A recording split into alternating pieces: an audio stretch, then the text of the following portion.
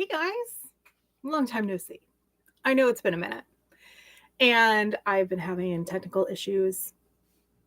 Oh my goodness. So the last update I did, which was a live, was at month 9. So it's been 3 months, and a lot of shit has happened since then. It's been a little hectic, not gonna lie. So you will see the mess of my small dining room table back there. Welcome to winter in upstate New York, where you have your meds out 24/7 because someone in your house is sick at all times. So currently it is my daughter. I spent the end of 2024 and the beginning of 2025 sick. So the end of right after Christmas, like the day after Christmas, I got vertigo, and I get vertigo here and there. It's never been like a really big deal. Usually only for a few days at the most. I know one time I just happened to have a doctor's appointment, a regular follow-up for my medication when I had vertigo. So I talked to my doctor about it and she gave me a prescription, and really it's just motion sickness pills. That's really all it is. So you can get those over the counter if you need them. And because hashtag healthcare in America, Anyway, so again, I don't usually have vertigo for any long period of time. And like the last time I had it, it was triggered because I had taken allergy meds every day for 2 weeks and then stopped, and somehow that triggered it. I am not used to this camera angle, like where it's inverted for me, so I apologize if I'm constantly blocking my face by going Italian on you. My bad. Anyway, so we had vertigo for over a week, like almost 10 days, and nothing was working. Obviously, the motion sickness pills, they don't cure it, they just help with the symptoms. And sometimes they would make me sleepy, so I couldn't really take them during the day when I needed to be working. So that was ridiculous and crazy, scary, not gonna lie, a little scary that it was lasting so long. And then I bumped into my neighbor at the store, and she had suggested ear candling, which is, I want to say, I don't know where it originated from exactly. I want to say it's like Chinese medicine, but I'm more than likely wrong on that because I didn't look into that. But I did Google, is ear candling good for vertigo? And the internet was like, no, it's not going to help at all. And that led me down to a movement. I can't remember what the movement was. Let's see. I'm going to do this while on live, because why not? That's what you do during a live, right? You go down your rabbit holes with each other.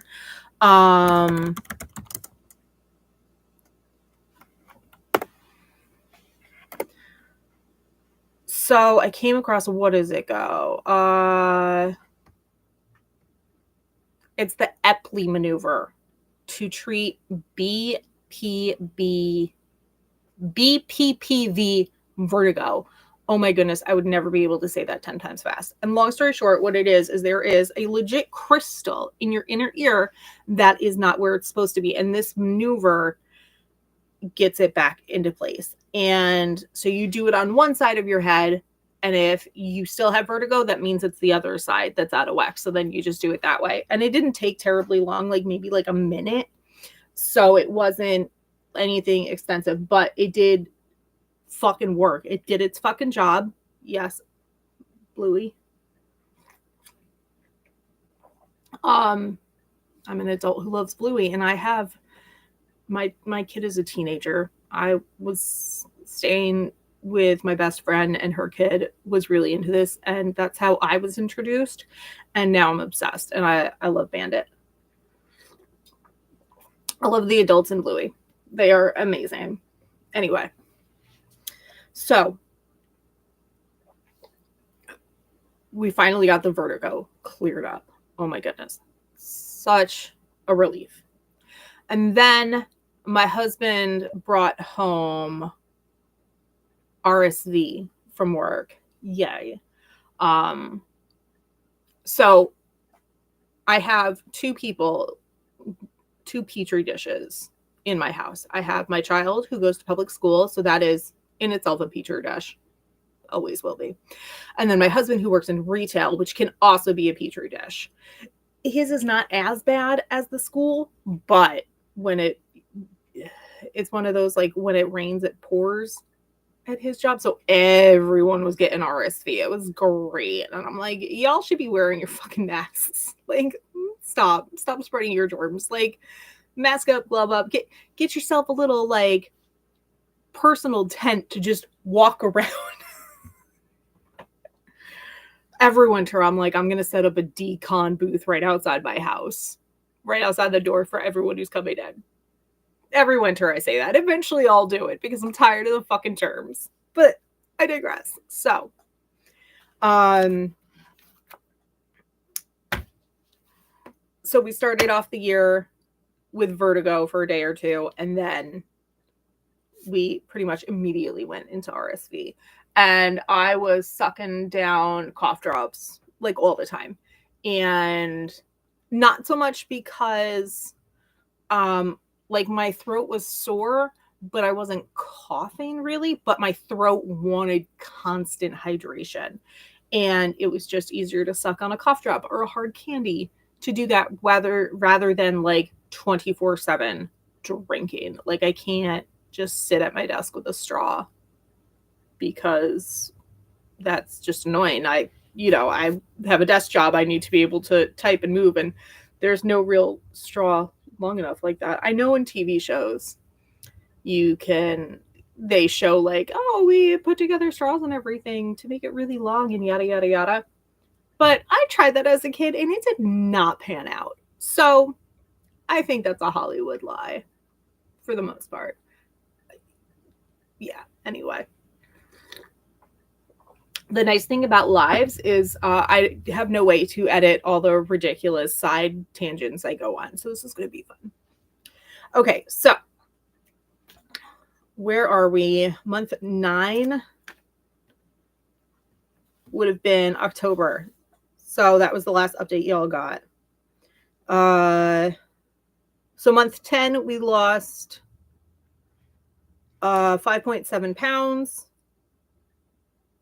and 5.25 inches. Month 11, we lost 2.8 pounds and lost half an inch. Now, I took this weigh-in and measurements on New Year's Eve because the vertigo was feeling better after the exercise and everything. And I wasn't dealing with my surgery date is the 23rd. So I wasn't going to deal with a weigh-in at Christmas. Like, I was like, no, we're not doing that. So I did it New Year's Eve. No big deal.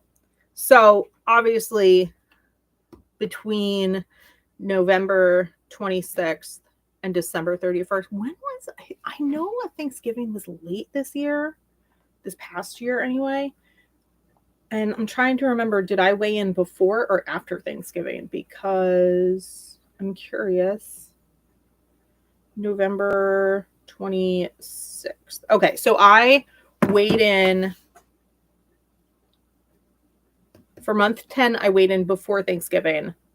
Month 11, I weighed in after Christmas. So we've got like all the holiday stuff in there. So I wasn't really mad about only losing 2.8 pounds or only losing half an inch. Like, that's fine. This is all part of the journey.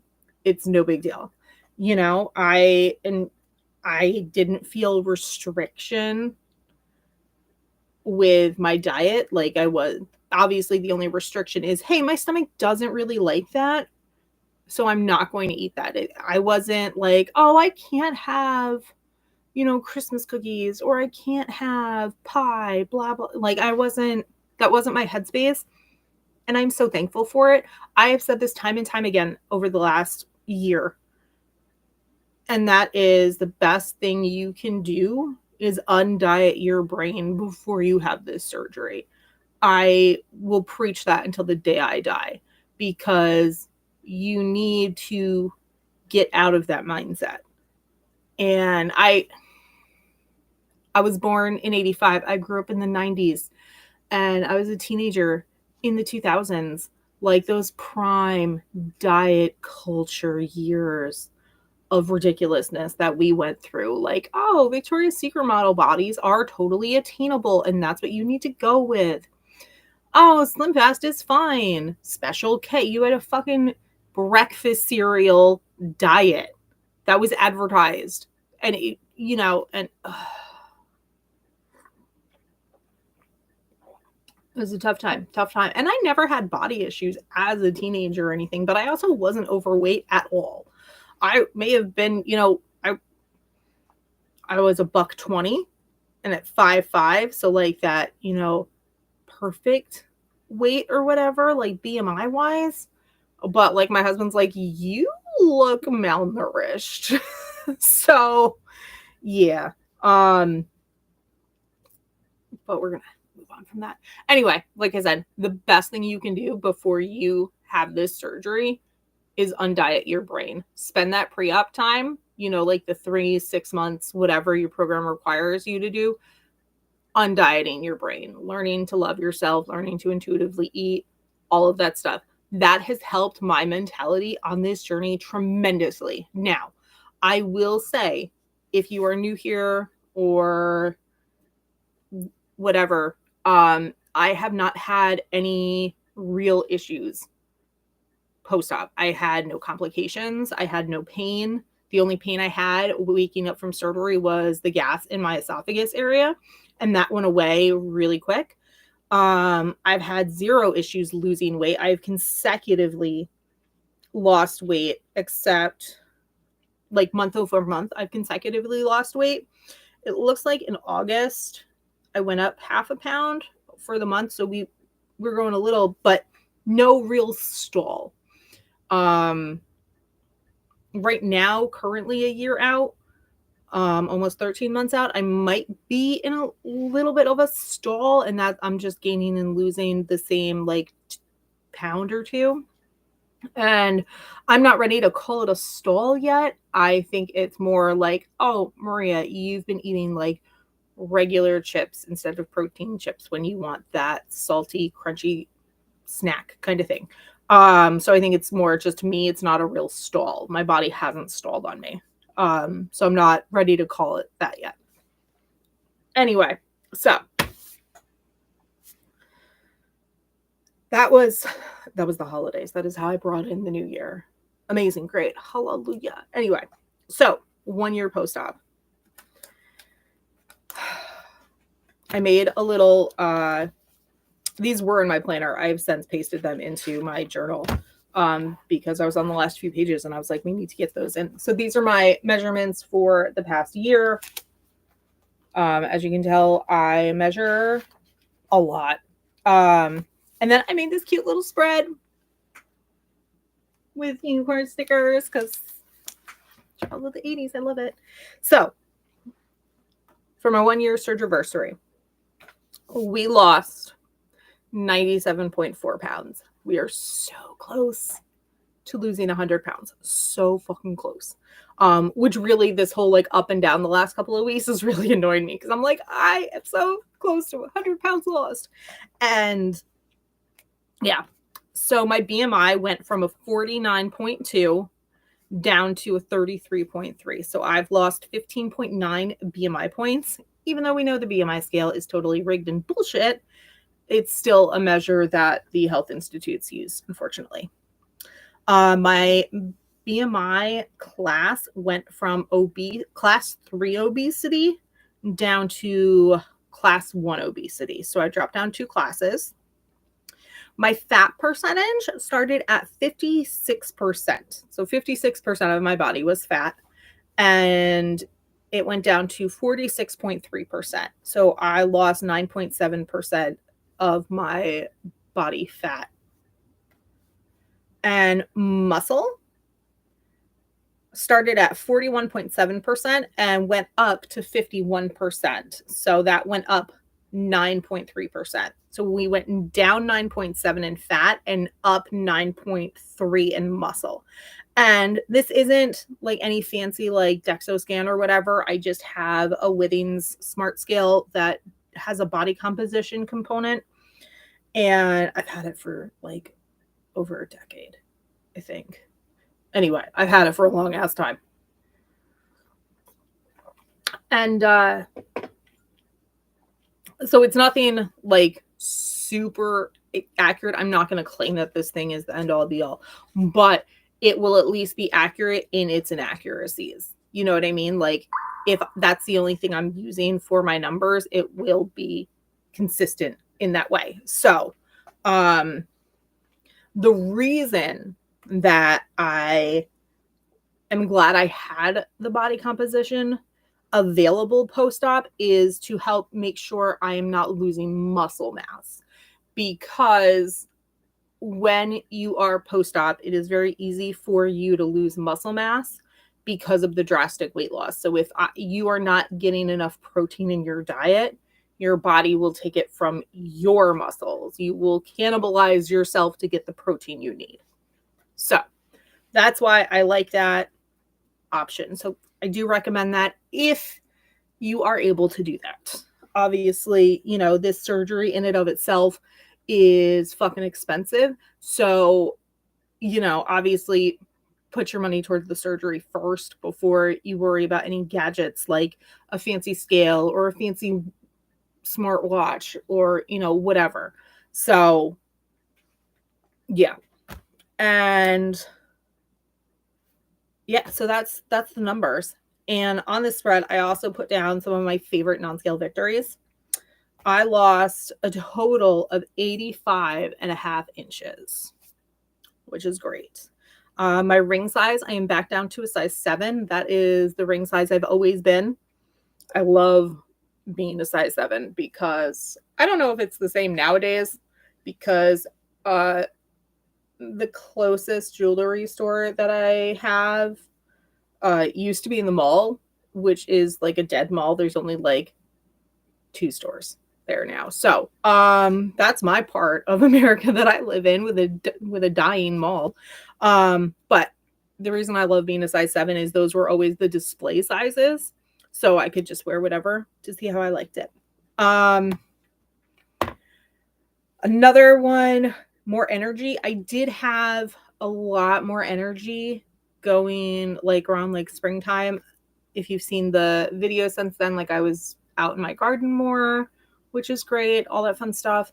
But my energy dipped back down once I had to up my SSRIs for my mental health.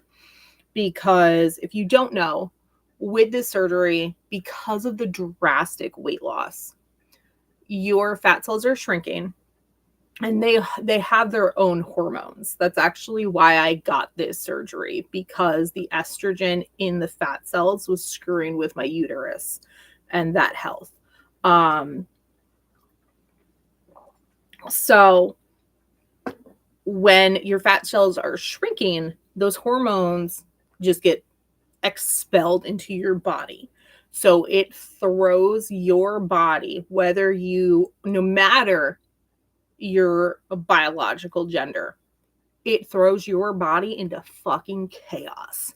And I was already on SSRIs for my mental health, for long-term use. It's probably a lifelong thing at this point.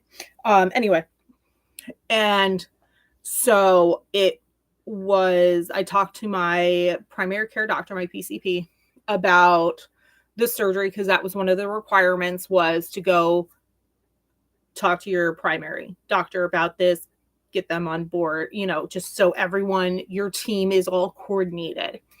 And she was like, hey, yeah, you know, if there's an issue, you let me know and we will up your meds. So she already knew that that was a possibility. She let me know that was a possibility. I did know that was a possibility before talking to her, but I'm very glad she mentioned it, because there are doctors who don't mention it. They don't know. They're just like, hey, yeah, that's all on your surgeon's side to deal with that stuff, even though your PCP is the one managing your mental health meds. But anyway, I digress. So I love that I no longer have to go to the plus size section. I'm in a weird sizing. Like I could do the low end of plus size or the high end of straight size. And a lot of that is just because of my apron belly. There's still, even though I've lost how much? 15 inches. There's still like mass to it. And that is what is keeping me in like the lower end of plus size right now. And I'm not ready to talk to a plastic surgeon yet about like skin removal or anything, but because I don't know right now, like how much of that is just like loose skin and like mass of loose skin, how much of it is still fat that I could lose, that sort of stuff. I don't know that yet, but I will find out at some point in the future. But again, that's not anything I'm worried about right this second. So that's nice that I can do straight size clothes. And I no longer have to use a bath sheet. I can use a regular size bath towel and it wraps around my body with where it overlaps. There's no like triangle of like exposure anywhere. It's great. I love it. It's amazing. Although I still love the bath sheets because that's just, nice to be like, ah. Anyway. And then there's obviously sexual non-scale victories, but a non-sexual non-scale victory, the last one we'll talk about right now, is I can go from the passenger seat of my little Kia Forte into the driver's seat, all while staying in the car like a little monkey. You've all done it as kids. You move from one side to the other because, like, even if you were like a kid and your mom or dad, whatever, ran into the store and you're in the car, because back then you could do that. You're like, oh, I'm going to go into the driver's seat and pretend to drive, vroom, vroom. Like, we've all done that. I can do that again. It's great. It's great. The reason that came up was to prove my husband wrong. We were in the parking lot. We were headed somewhere. And I was like, oh, yeah, well, I'll drive. And he's like, no, you won't, because you can't get over here. And something like that. And so I was like, bet. And I fucking did it. It was great. It was great. Highlight. So what is going on now? Like, obviously, I am still on this journey. I am still losing weight, which I was hoping would happen. Like, I don't want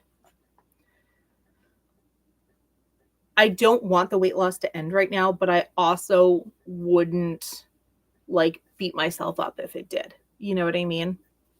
Right now I'm about where I was when I got pregnant at 23. So, and I thought I was a whale back then. And now I'm like, no.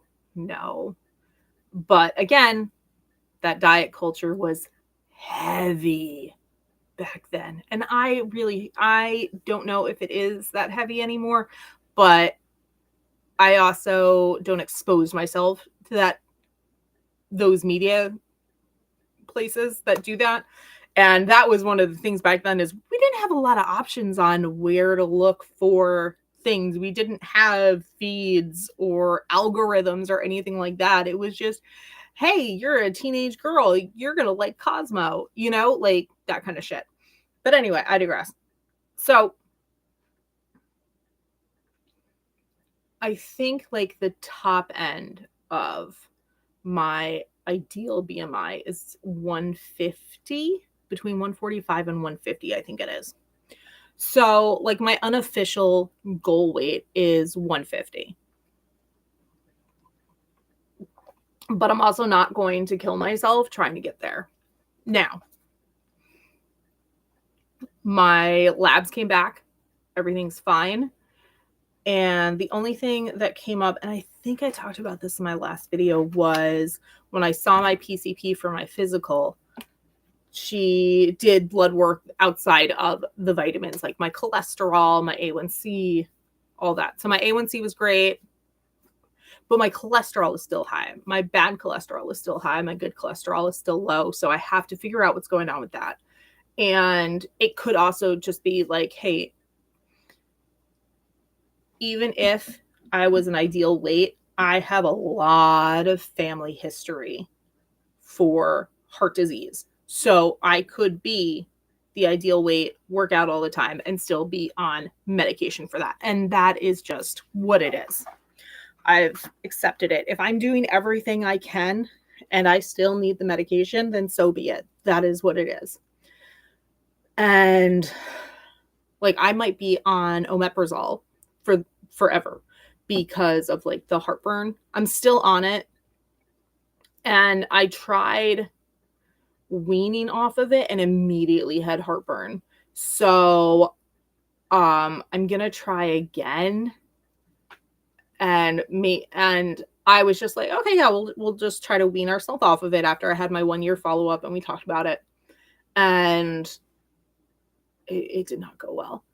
So I'm going to try again, but only after I figure out a meal plan for like a low acid kind of thing, like no coffee that day, for a few days kind of thing. And because I know caffeine can trigger heartburn, but I also feel like coffee in and of itself can, even though the baking powder, baking soda, whatever it is, and baking powder. Yeah, the powder that I put in my grounds to neutralize the pH. So I want to do some more research on that before I try again. So that's in the works. Fat can be a contributing factor, and I eat full fat string cheese because the low fat is gross and not worth it. But it's the best, easiest way for me to get my protein in. Like there are times I can eat 4 cheese sticks and I'm like, yeah, and it's fucking awesome. I love it. So again, I might just be on omeprazole for the rest of my life, and I'm okay with that right now. So we'll see how that goes in the future. What else? I'm experimenting, trying to get in more fiber with dehydrated fruits and vegetables in my shakes. So what I did was I took a bag of spinach and I dehydrated it. And then once it was dehydrated, I ground it up into a little powder. And this is a 23.5-ounce jar of pasta sauce. And the whole bag of spinach ground up wasn't even up to here. It may have been like on this lip. Like it didn't even hit the bottom of the label. So I don't need a lot of this in my shake to get the fiber. I also did strawberries. I've got more stuff I'm going to experiment with, but I'm trying that as a way to get off of the supplemental fiber, like get off of the unflavored fiber powder in my water, not using Smooth Move tea or any of the laxatives or stool softeners routinely. So we'll see how that goes. That's still in the early phases, but I'm very optimistic. So, and I also have, before the TikTok ban and all of that drama, your girl got influenced to get one of those little mini steppers because I don't have room for a walking pad. 2, if I wanted a walking pad, the only space I would have for it is right here at my desk. So in order for me to use it, I would have to move my chair out of the way, get it set up, yada, yada, yada. Okay, cool. Not the end of the world. However, I came across some information from a chiropractor who said using the walking pad while working, like typing and stuff like I do, can screw up your alignment because you're not moving your arms side to side to coincide with your walking. And I was like, okay, well, I don't want to do that. My body's already under enough stress from losing so much weight. Like I have one of those weird funky pillows for side sleepers that has like the divots and you could put a little slot for your arm. Like I've got one of those. I've got a knee pillow. I can't lay on my side on the couch without a little pillow between my knees because of the knee on knee pressure now from the weight loss. It's ridiculous. So I was like, okay, walking pad, no, that's fine. No big deal. So I got a little mini stepper, one that goes like kind of side to side too. So I've got that. Right now, currently, I am working a bunch of overtime at work. So I actually have the stepper next to me at my desk. So when I need to get up and stretch or whatever, like I can just step on that. Right now, I can't do a lot at one time, like 60 steps, a couple of minutes. So I am, getting better, but I am nowhere near like the people who are like 20 minutes a day. And it's like, what steps are you climbing that you can do 20 minutes of that? And it could be I have it set wrong. Like I have it on like the high setting by accident. I don't know, but whatever. Either way, it is there for easy access. I just hop on and I do until I can't do no more. And then we're done. So we've been doing that. Which is good because right now it's just no matter what it is, exercise is exercise, and don't go more than one day in between having some sort of workout. And that's right now, that's more to just get in the habit, get in the mentality of doing that. The plan is once that is good, once I get that built up into my daily life, then I'm going to add more to it, like do the stepper like I'm doing right now. And because I may even just leave this here when I'm not working overtime. It was in the living room so that I could do it while watching TV, which isn't bad either. But it like, hey, like if works just as well, okay, cool. So my next phase that I was thinking was continue with this and then add like a daily or probably every other day standing ab video, because I don't have a lot of space to work out for like a floor exercise. Again, the only space would be right behind my desk in the little walkway area here. So we've got where am I pointing? That's the living room. That goes to the kitchen, and that farther past that is the bathroom. So this is a high traffic area. Oh, and then all the pet stuff is over here, water, food. So it's a high traffic area. Trying to do any floor exercise down there is not going to work out at all. Like let's be realistic. So right now we've got our stepper that we're doing at least once a day. And then phase 2 is stepper and an ab workout, because that is something I want to work on.